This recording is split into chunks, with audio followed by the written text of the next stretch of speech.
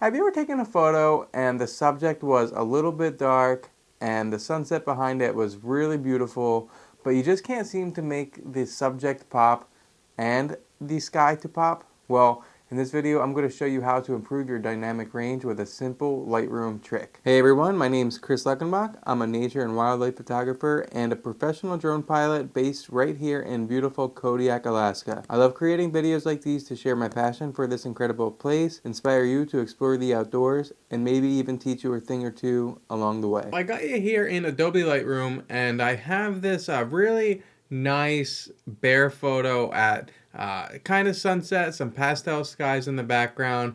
This was on my birthday back here in June in Katmai National Park. If you want to expand your camera's dynamic range, you have to first understand how it all works. To realize what you need to do, it's the ability to recover as much shadows as you can and much highlights as you can. Now, typically when you want to edit photos, you want to, especially raw photos, you're going to want to adjust the contrast, adjust the saturation, get into masking your photos, and we're going to really show how we can edit this photo by keeping the bear nice and bright with the sky not being blown out by reducing some contrast and doing some mask. So let me just show you how I will edit this photo, and what we're going to do is just go over to the develop module, and first thing we're going to do is we're going to warm it up to wherever we want it.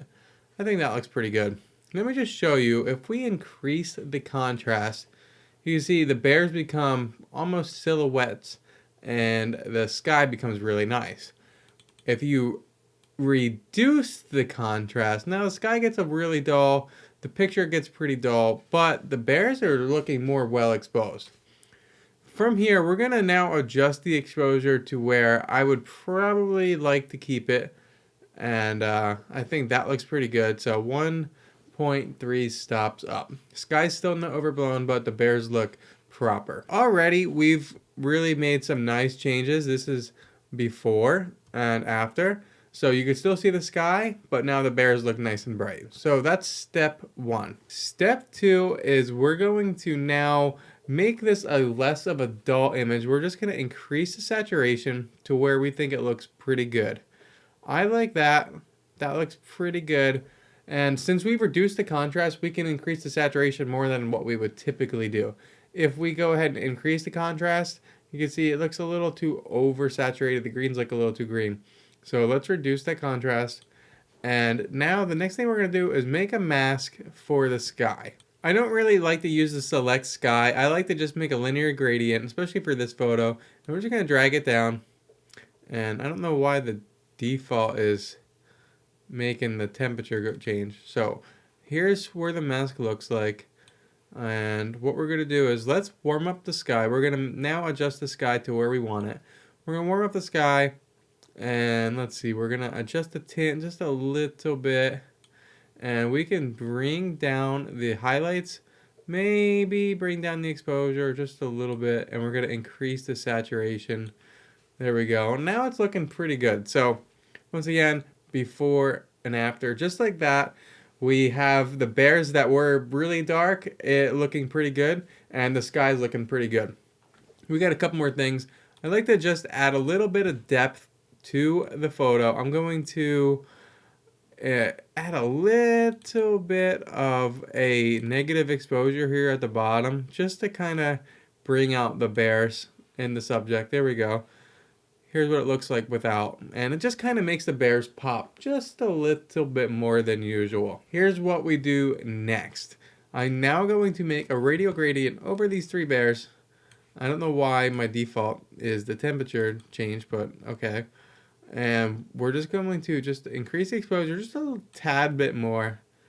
Just kind of fine tune everything just a little bit. And we want to make sure that the sky here at the horizon where Kodiak Island in the background is not going to be overblown or anything. We're going to maybe change the temperature a little bit. I like the sky, but if I were to make, let's say, another linear gradient and I wanted to, like, let's say warm it up even more, but then I wanted to really make it pop by adding some saturation. This top part of the sky is going to be a little bit too purple. So what I like to do is just delete this mask And we're going to make another radial mask. And this time we're going to select everything and kind of just feather out the top of the clouds. And now we're going to warm it up a little bit, increase the contrast, saturation, and dehaze. That looks absolutely terrible. Don't worry. We need to make the feathering go as much as we can. And we're going to expand it a little bit. And then all we're going to do is just decrease the amount by just like to 30%. So now it pops just a little bit better. And there's before, there's after. You know, you're the photographer, you're the editor. You can really fine tune this. Here's how I edited the original photo. I don't like it now that I look at it, but I like this a little bit better. It looks really, really clean and natural. You can always just add some selective adjustments as you wish. Like for me, like I'm noticing these spots here, these flies, they're gonna have to go. Let me show you one more thing. If you have a really tough image to really kind of recover some shadows in and make things pop, make the subject pop along the skyline, another thing you could do is decrease the dehaze. It kind of just really puts the grayness into these bears. You can see here's the bear now with no dehaze. This looks very contrasty, which is fine. I like how it looks. But in some situations, you might want to decrease dehaze, and you can see how it kind of brings it up. And then you can increase the saturation even more or something. I'm just going to go back to where I was. So reducing dehaze, reducing contrast is going to allow you to open up the dynamic range. And then you could do selective editing to certain spots, increasing saturation and increasing contrast to make the sky pop, to make the subject pop.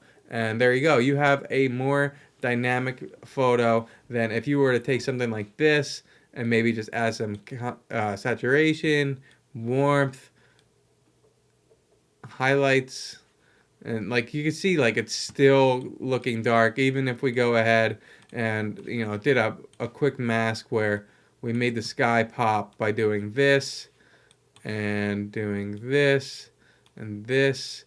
And then we can make a radial gradient and warming it up a little bit, increasing this.